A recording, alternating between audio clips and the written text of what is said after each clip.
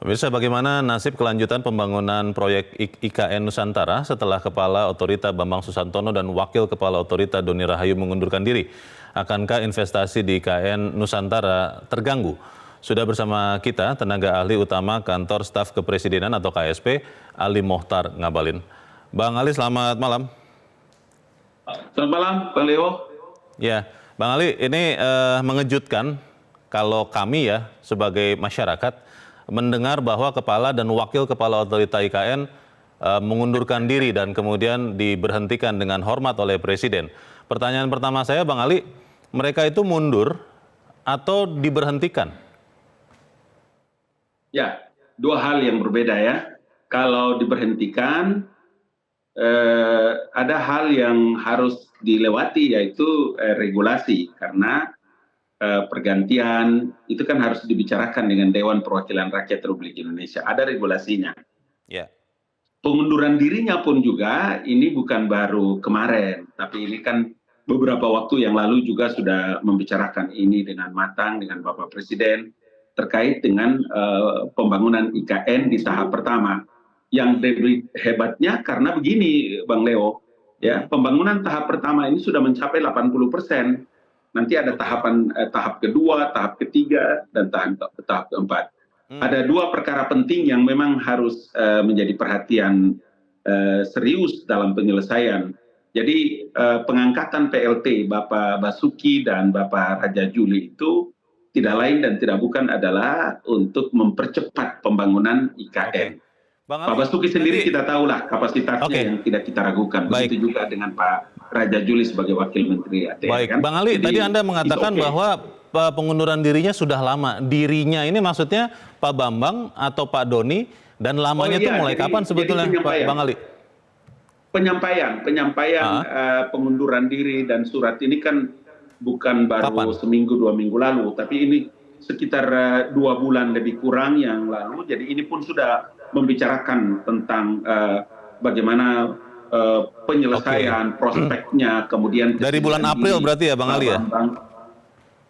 Ini sekarang sekitar 2-3 bulan Juni.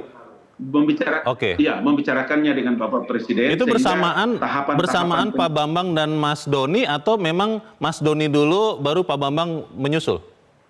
Itu yang kami tadi juga dari penjelasan yang juga disampaikan, kami juga belum tahu siapa yang lebih duluan, tetapi yang pasti bahwa pembicaraan tentang rencana ini juga bukan baru sehari dua, karena sepengetahuan saya, Bang Leo, dan ini terkonfirmasi, membicarakan juga cukup panjang dengan Bapak Presiden, sehingga kita ketahui bahwa untuk mempersiapkan penggantinya atau PLT-nya seperti sekarang Bapak Basuki dan Bapak Raja Juli ini juga baru hari ini, kemudian kita bisa lihat manfaatnya ke depan.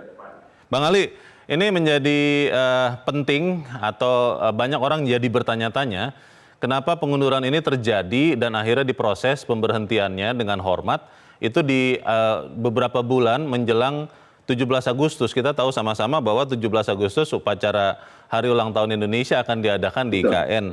Ini majalah, maksud saya media asing, ada beberapa itu yang menulis bahwa ini mungkin ada penyebabnya karena masalah di IKN. Ada beberapa media yang menyebutkan seperti itu. Apa memang ada masalah di IKN yang kemudian membuat dua petinggi otorita ini mundur, atau seperti apa, Bang Ali? Ada dua hal yang sudah disampaikan. Hal yang pertama itu adalah Bapak Basuki dan Bapak Raja Juli Antoni adalah memastikan tentang kepemilikan tanah. Apakah tanah itu otorita memiliki, menjual, atau para investor itu memiliki atau disewa, atau ada bentuk kerjasama pemerintah dengan badan usaha. Yang kedua yang memang juga harus kita ketahui bersama adalah soal investasi. Makanya kalau kita mendengarkan penjelasan dari Bapak Pratikno selaku Menteri Sekretaris Negara bahwa Mas Bambang mendapatkan tugas khusus terkait dengan hubungan atau urusan internasional, tentu saja karena dia punya pengalaman yang luar biasa kan dalam kerja-kerja hubungan internasional, dan boleh jadi ini adalah posisi dan pos yang sungguh sangat penting, lebih penting dari jabatan beliau sebagai kepala Oke. otorita Ya, IKN. Jadi saya kira ya. kita lihat ini dalam prospek yang positif untuk bisa mempercepat pembangunan IKN. Masalahnya kalau kita mendengar penjelasan dari Menteri Sekretaris Negara Bang Ali, Pak Pratikno mengatakan bahwa Bambang Susantono maupun Doni Rahayu sama-sama tidak menjelaskan alasan pengunduran diri mereka. Saya bertanya langsung juga kepada mereka tapi tidak mendapat jawaban.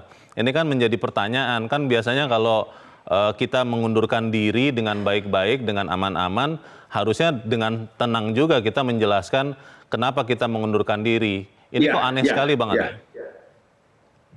Jadi begini Bang Leo, nanti besok insya Allah kami akan ke IKN. Jangan lupa karena insya Allah Mas Bambang, Pak Doni juga akan ada sama-sama dengan Bapak Presiden dalam groundbreaking besok yang ke-6 itu.